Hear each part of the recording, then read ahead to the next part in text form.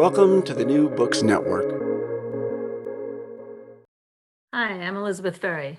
Welcome to another rebroadcast from the RTB archives.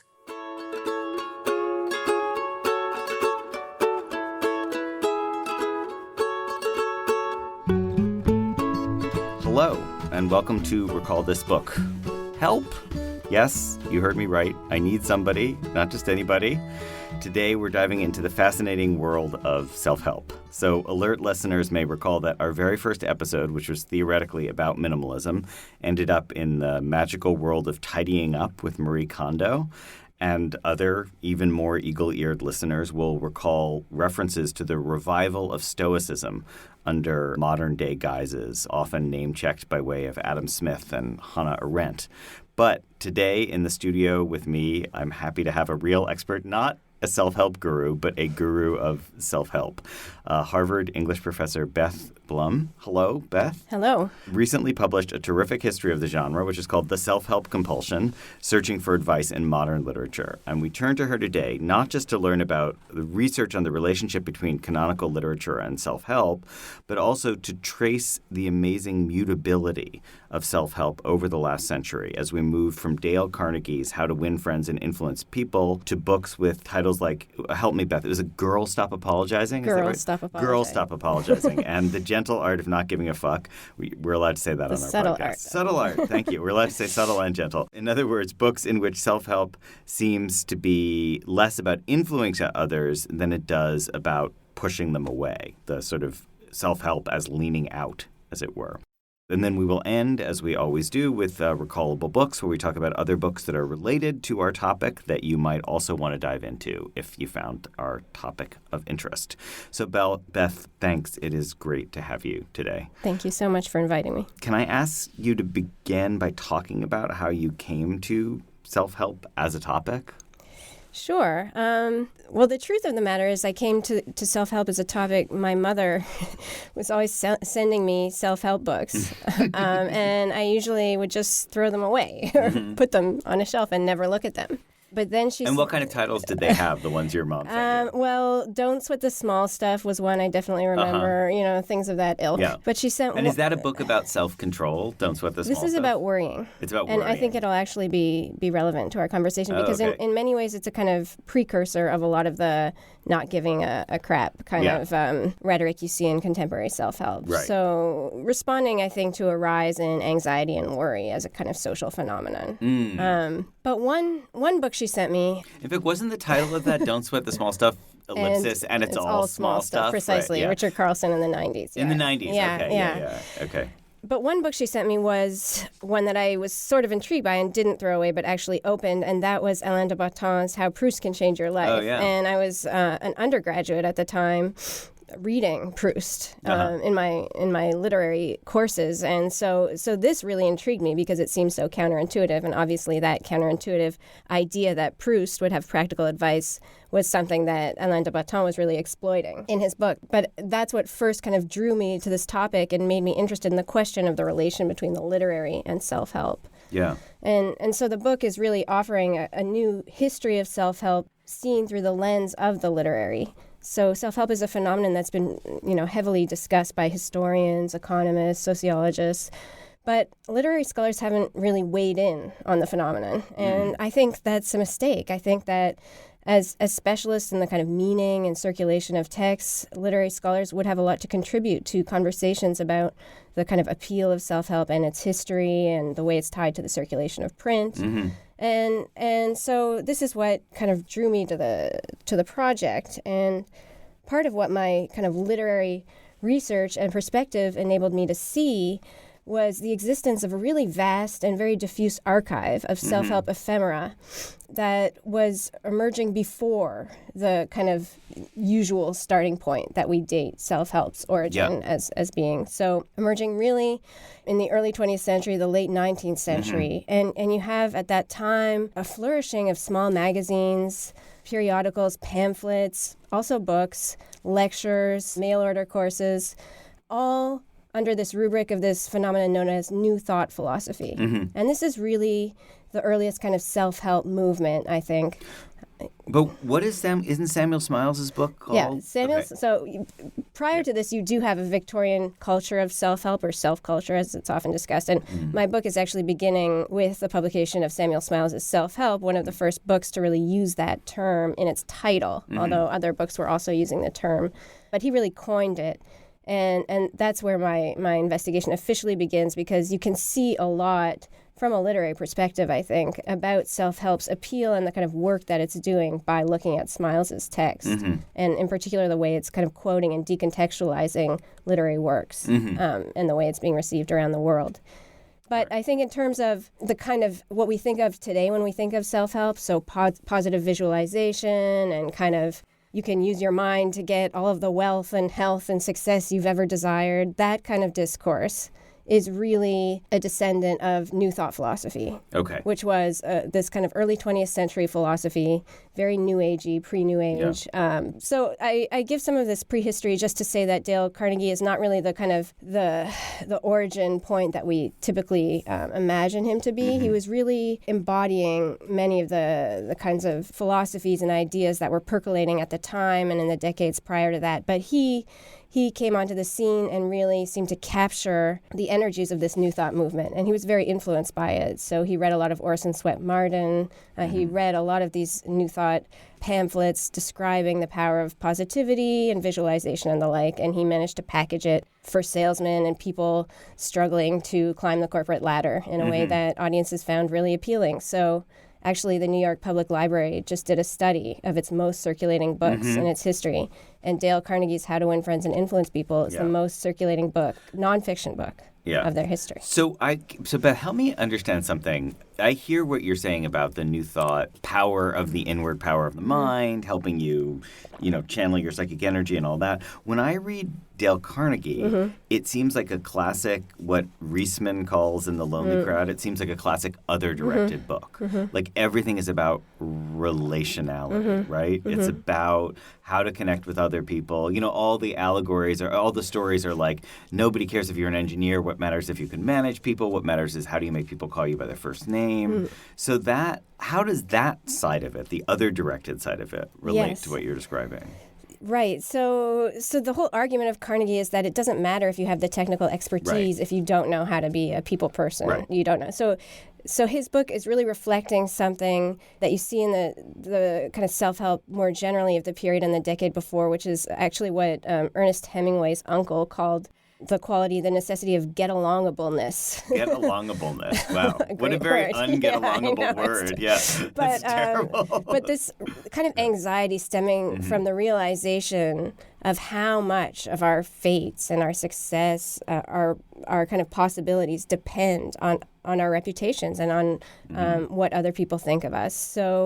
So on the one hand, it's expressing a kind of social determinism in a way. But on the other hand, it's also suggesting more optimistically that there are things you can do to make yourself more get-alongable.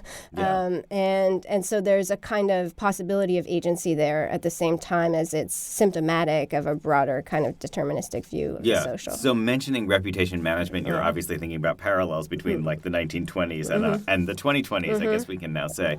But and I hear that. But it also does, Carnegie seems so unapologetically sure that life is defined by those sociable relations, in a way that is different from, well, like the example that you gave about not worrying. Like worry problems are problems that are interior to your own head, right? Carnegie's problems are not worry problems. They're like, do I get invited to that party on Friday night? Well, this is what's funny about Carnegie. So that's his reputation, and certainly that's the sense we get from How to Win Friends and Influence People, his most famous book. He also wrote a book called How to Stop Worrying and Start Living. No kidding. Yeah. Okay. Published in the 40s, Not I think as 45. popular. Not as popular. And not really interested in the kind of causality there. Like, could stressing out about how to win friends and influence people lead you to start worrying more and prevent your ability from living? Yeah. So there's not a lot of sense that of his own kind of complicity in this kind of worry epidemic. But there he talks about how he himself has been beset by worry throughout much of his life. And that book is actually a really interesting kind of precursor to a lot of this learn how to not care stuff. So to navigate impressions, which is kind of like reputation management in a way, What relationship does that have to the concept of sincerity? Well, sincerity is a very vexed term in Carnegie. So one of the big charges against Carnegie was that he was sort of endorsing flattery, obviously. And it definitely comes across that way. I mean, just, I read the first couple of chapters and, But oleaginous is a word that comes to mind, yes. And Marshall McLuhan, when he read Carnegie, was absolutely horrified. And he actually wrote a piece about it that I don't think it's ever been published, but I talk about it a bit in my book. It's really interesting. And he couldn't believe that more people weren't totally outraged and scandalized by this philosophy. Wait, Beth, have you worked in the Marshall McLuhan archives or something? They were very kind and they sent me his writing cool. on. Yeah, it's really cool. But the part that most upset him was this part where Carnegie's addressing the idea of sincerity and flattery. And he says, no, don't worry, I'm not recommending flattery. What I'm talking about is honest, sincere appreciation. And then he says, I'm not talking about a kind of shortcut solution. What I'm talking about is a way of life. And to McLuhan, this was horrifying. The idea that this was not only a kind of a business strategy, but a whole life philosophy or ethic. But it's not theatrical, it's performative. Right. You actually have to kind of embody it and live it. Right. It can't just be something you put on and then you say whatever the hell. You actually because then it would be insincere. Right. You have to be thoroughly committed to it. Right. And so then there's the question so of interesting. Can you be sincere about your appreciation, expressing your appreciation for someone while doing it for instrumental ends or transactional ends? Or is that a kind of contradiction or paradox? That's something that Carnegie's raising in his book. And I mean, the interesting thing about Carnegie, as I've said, is his techniques really work. Yeah.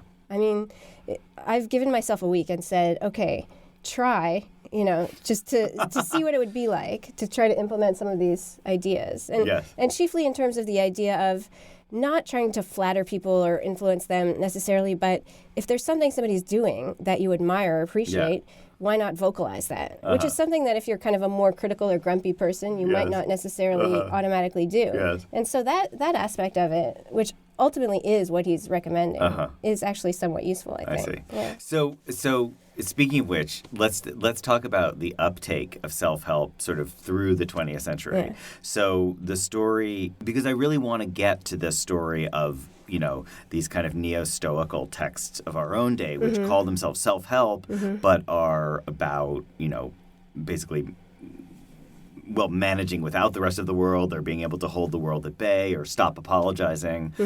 So the story of the uptake of Carnegie, do you think it's the story of triumphant American other-directedness? Like, how does it manifest itself? I think it's an emphasis on people-pleasing, I think another kind of pivotal moment would be maybe Helen Gurley Brown having it all.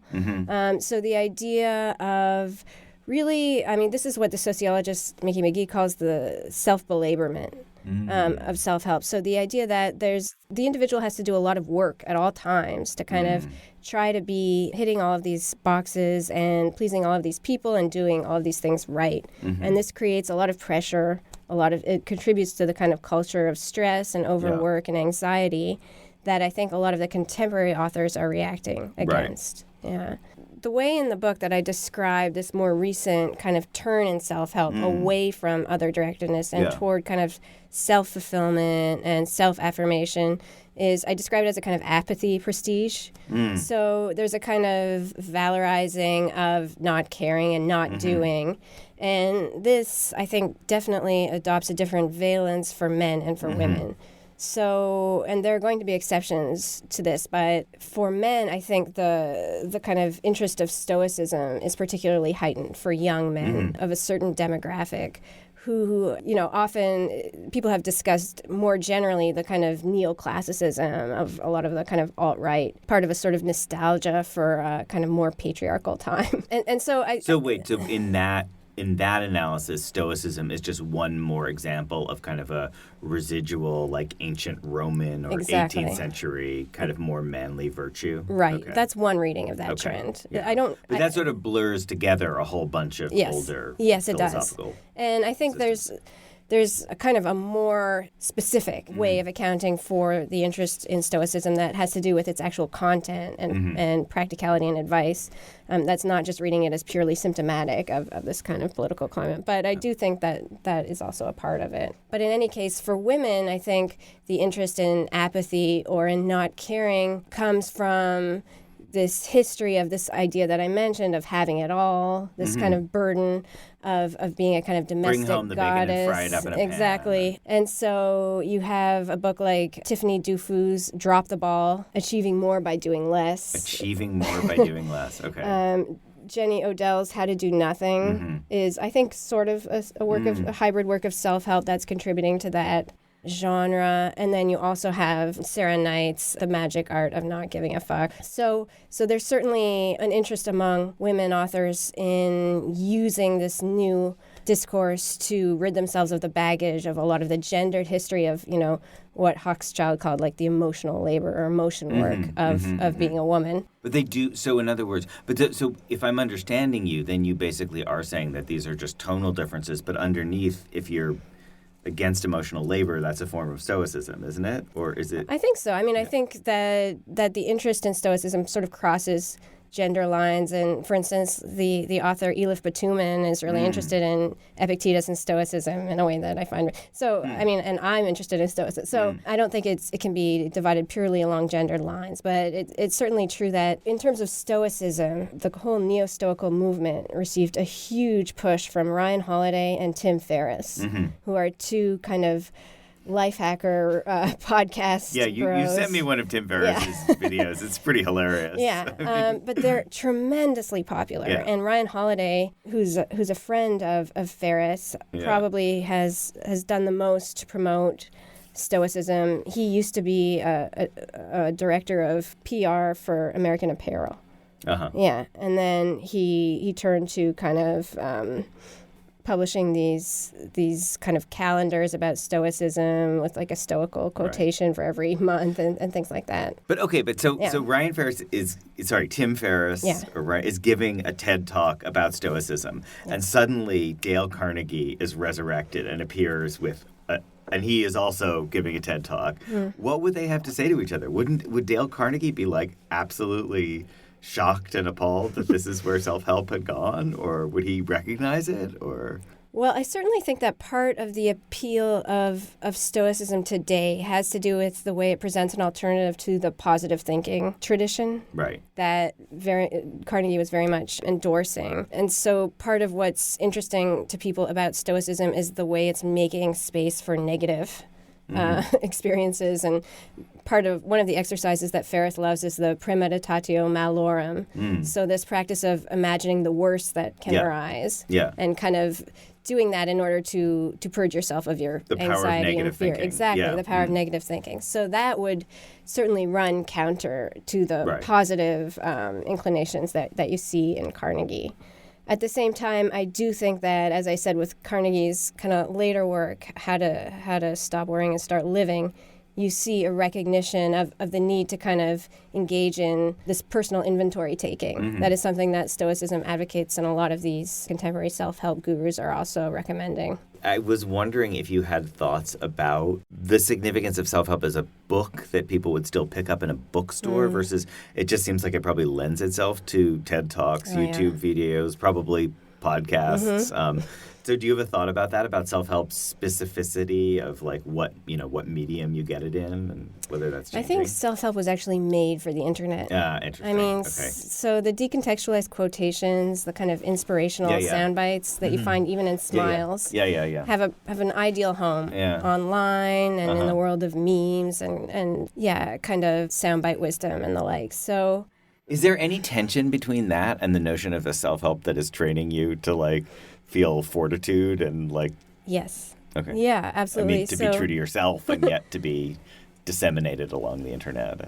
Yeah, I mean, I think that the Victorian idea that discipline is good for you and difficulty is good for you is not something that you find in a lot of contemporary self-help that tends to kind of skip over that work of sifting and sorting and kind of do it for you. So part of the kind of classical benefit of the commonplace book or something was that you are doing the work of kind of mining these texts and trying to pick out what's relevant, and it's different for each person. What I find relevant in Middlemarch might be different than what you do or something. Well, so Beth, this might be a good time to turn to our Recallable books, which is the moment at which we, think about if you're interested in this topic and who is not interested in self-help, then what other books would we send people off to read? And so, so Beth, what have you got? So I'm going to recommend Epictetus's Handbook. Wow, cool. Yes. And this is because when people ask me what I read for self-help, the honest answer is when I'm really freaked out, I read Epictetus. Yeah. And the argument of Epictetus is that you have to kind of learn to adjust your desires to the things that are in your control and to kind of let go of the things that are not in your control. So he has a kind of list, and he goes through and tries to explain to you, these are the things that are in your control and these are the things that are outside of your control. And what's really interesting to me about that is that the things that he thinks are outside of your control and in your control are very different from kind of the Carnegie version. So he says you can control wealth, you can control health, you can't control reputation, you can't control political power. All of this is outside of your control. Yeah. What can you control? Kind of your own virtue, your integrity, your soul, your preparedness for meeting whatever contingencies may arise. So when I teach Epictetus, the students always get really stuck on that. They can't believe that he would say that reputation is outside of your control. And it's so different, from the Carnegie kind of belaborment model. What can I manage if not my reputation? Exactly. But I think that it's actually really helpful to think about, what are the things that are within our power to kind of adjust to, and what should we kind of let be. So that's actually really great, Beth. So you totally changed my mind because, first of all, I was going to recommend Sheila Heti's How Should a Person Be? Is that right? Yes. Which is a lovely book, and I do recommend it, but you mentioned it already, so I'm done with that. Oh, sorry. No, it's okay. But then I was going to mention, recommend Theory of Moral Sentiments, Adam Smith, which I often rave about because I think he has this weird notion of needing to have... He's interested in the imaginative capacity to sympathize with others, coupled with the necessity of kind of damping down your own emotions. So in a weird way, he's interested both in emotional attunement to others as well as the disappearance of one's own emotions. So I like that. That's useful. Yeah. And so I think of that as like literally neo-Stoical. Like I think of it as trying to take the Stoics and do something different with it. But the thing you said about like the fama, reputation being the thing beyond your control made me think of the Conrad novel Nostromo, because I don't know if you remember that novel, that Nostromo, like our man, is that he is an old style guy who lives and falls by his reputation in his community.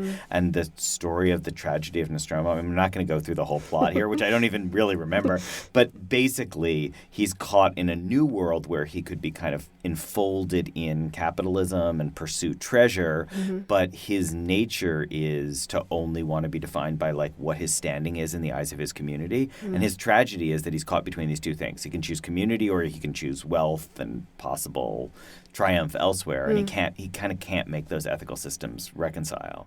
So it's a really good way to think about like how much reputation management is who you are. Yes. One of the things I love about Epictetus is he says, basically for every reward, there's a kind of price exacted. So he has an example where he says, oh, well, you weren't invited to that party. Well, it's because you weren't willing to pay in the currency of flattery and kind of small talk, chit-chatting outside the door of this person who was having the party. So so it wasn't worth it to you, actually. Yeah. So it's kind of a reorienting of our values and our what we're willing to pay for. I think that's incredibly helpful, actually. Yeah, I like that.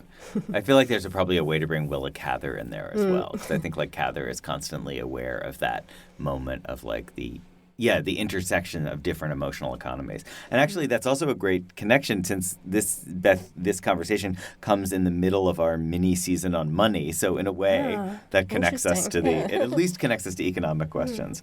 Okay. So I just want to say that Recall This Book is hosted by John Plotz and usually by Elizabeth Ferry, with music by Eric Cheslow and Barbara Cassidy, and sound editing is by Claire Ogden, website design and social media by Kaliska Ross. We always want to hear from you with your comments, criticism, or suggestion for future episodes. You can email us directly, or we're very easy to find via Brandeis, or contact us via social media and our website.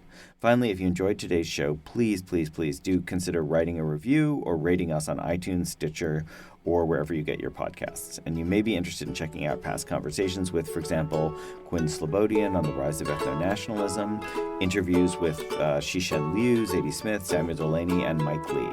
And certainly look for the remaining episodes of our season on wealth and money with Peter Brown and Mark Blythe, and we hope Thomas Piketty. So, Beth, thank you very much for coming. Thank you, John. Great pleasure. And so from all of us here at RTB, thanks for listening.